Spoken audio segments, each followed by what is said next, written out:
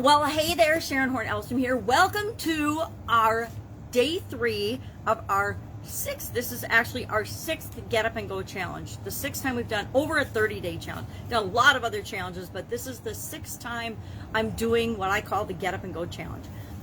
I just was talking about with my Supersize Your Business group that necessity is the mother of invention, and that is why the Get Up and Go challenge was born. It was born because I needed to make sure that I was getting up and going and moving forward in all the chaos and all the craziness that was happening last year. And if I was going to do a challenge, like all my challenges before me, I do it in public. I do it to, number one, hold myself accountable and ensure that I do it. But number two, to hopefully help other people realize that we are always facing challenges. So today, day 3 of our challenge is all about WIIFU. Now, not FU in a negative sense, but for you. And many of you have probably heard of the acronym WIIFM. What's in it for me? And all of us as human beings are always asking the question, what's in it for me? What does this mean to me? What do I need to do about this? Is this important to me, or can my brain just filter it out? But I like to use WIIFU and talk about what's in it for you with respect to doing challenges. What are the benefits of challenges? We're going to talk about what the benefits of challenges are today. Then we'll talk about our tool today, which is your set point.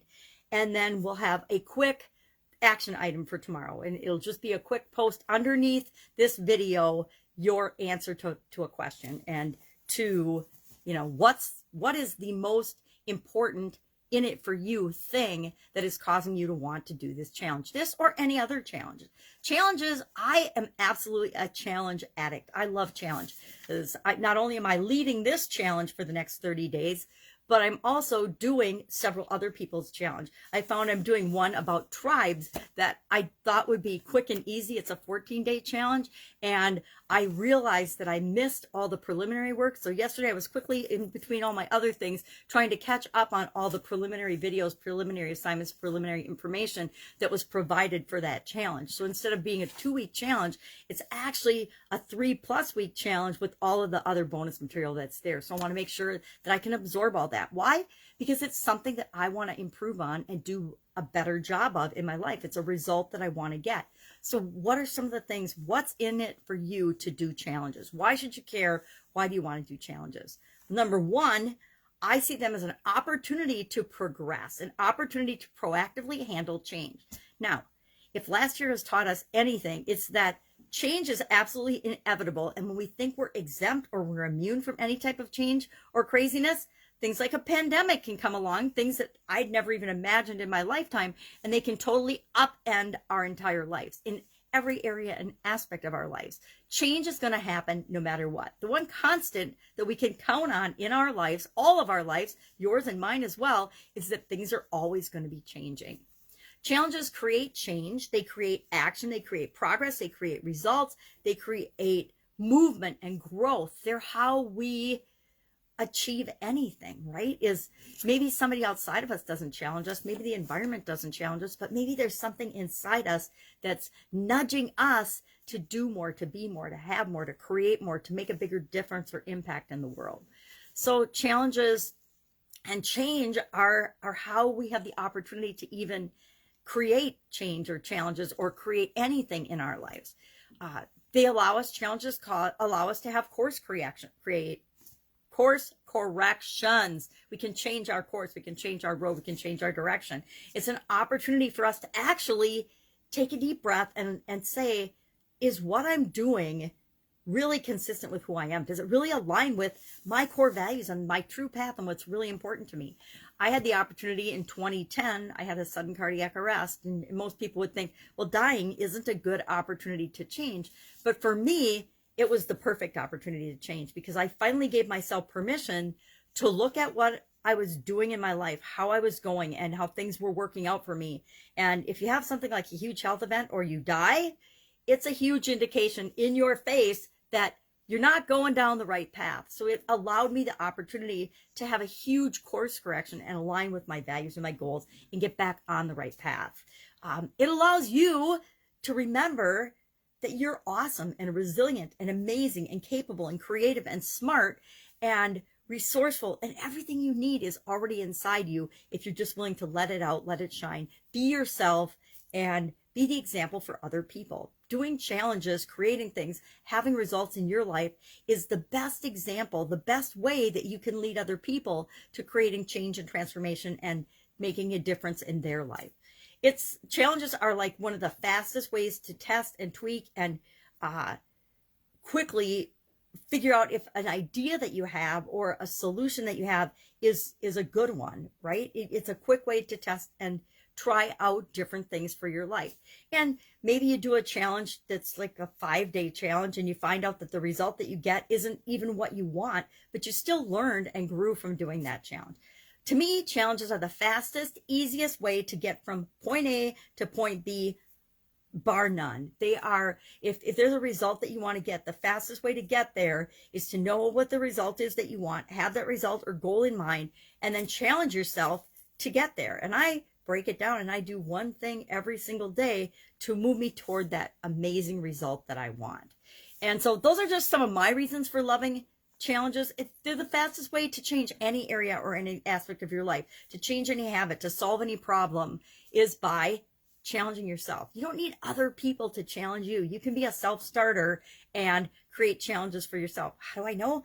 I have done literally hundreds of self-created challenges in every area and aspect of my life. And throughout the challenge, we'll talk about the 7 key areas and aspects of our life and how we apply a framework to it that we install in our subconscious that guarantees we have better results after facing any change or challenge than before.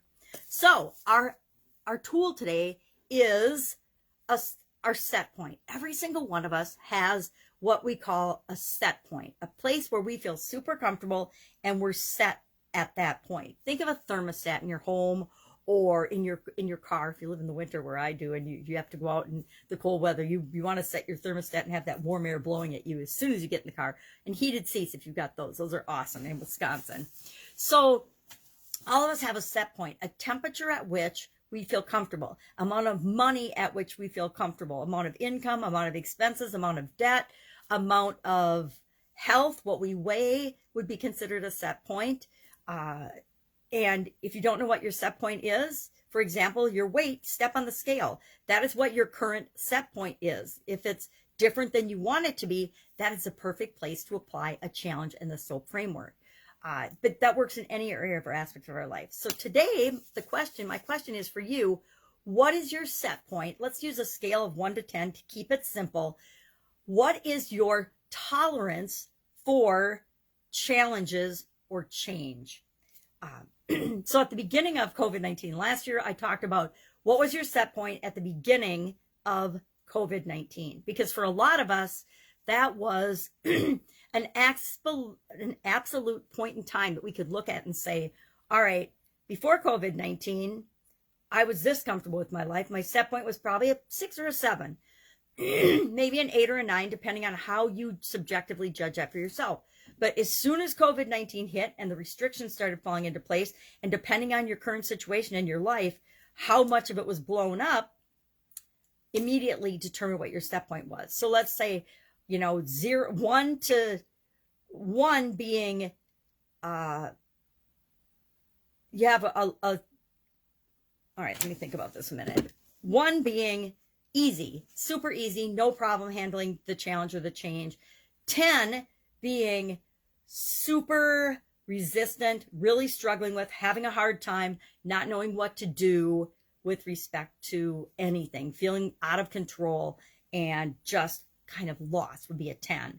So if you're stressed, distraught, resisting, or any of those negative emotions, I guess negative emotions or feelings, that would be a higher number than 1. 1, 2, 3 would be, hey, no problem, just going to keep doing what I'm doing. I got this. And then, 7, 8, 9, 10 would be, yeah, I got some resistance. I've got some challenges with this whole change thing. So this year, we're going to do something a little different. We've all been living with the COVID stuff and all the implications for, since March of last year. So now it's almost a year later, right? We're in February. Now, instead of going all the way back to the beginning of COVID and saying, what was my set point then?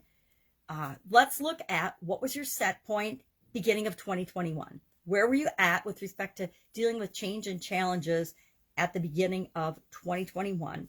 And then what's your set point today? What would you say your set point is today? Beginning of 2021, I would say my set point was about an 8. No, not an 8, other way around. 2. It was probably about a 2 or 3. I was feeling pretty good. Challenges changed, been doing them forever and dealing with changes and things. And some things happened in January that I would put my set point at about a 7 right now, a 6 or a 7 at the beginning of the challenge. So today I'm going to say it's a 7. Through January, a bunch of things happened, and I talked about that day one was here were the lessons I learned, and I didn't follow them all. So instead of my set point staying at like a 2 or a 3 where I'm comfortable with change and challenges and I can deal with them all the time, it went up to like an 8 at the beginning of the year and throughout the month of January, so that at the beginning of this challenge, I was at about a 7. I mean, I was feeling pretty resistant, pretty frustrated, and I knew with all certainty that I needed to do another Get Up and Go challenge. I personally needed to hop in and make some changes and get back to my framework and using it every single day, which I normally do, but I let some things tip me over in the month of January, because sometimes we do that. We don't create massive change in our life and just stay there and everything is hunky-dory. When we make changes in our life, we just create a new level of challenges for ourselves, a new level of, people call them problems, but I like to say that they're opportunities, not problems. As we grow and change and develop, the level of the challenges and the changes and the problems that we face that are just different. And guess what? As we grow, we can handle more. So what's your set point right now? Me, I'm going to say I'm at a 7. And I guarantee that it'll be back down to normal by the end of the month and the end of going through this challenge, because I know it will, because I've done it time and time and time again. I'm going to continue to do it, and I'm going to continue to do what I know works for me, and I want to teach that to you and encourage you to do the same. So our tool today, set point, and our action item is just state in the comments below either what your set point is right now, 1 to 10, higher number being more resistant and more struggles, lower number being you're doing fine. Or you can share what is your biggest reason for wanting to do the challenge. What is your biggest hope to accomplish by doing this challenge? What is the biggest benefit to you by going through the challenge? That's it. Have an absolutely awesome day. Any questions, hit me up in the comments below. Sometimes my brain goes off in a different direction than I want it to when I start actually talking online. So have an amazing day. I will, of course, be with you tomorrow. Bye. Get up and go.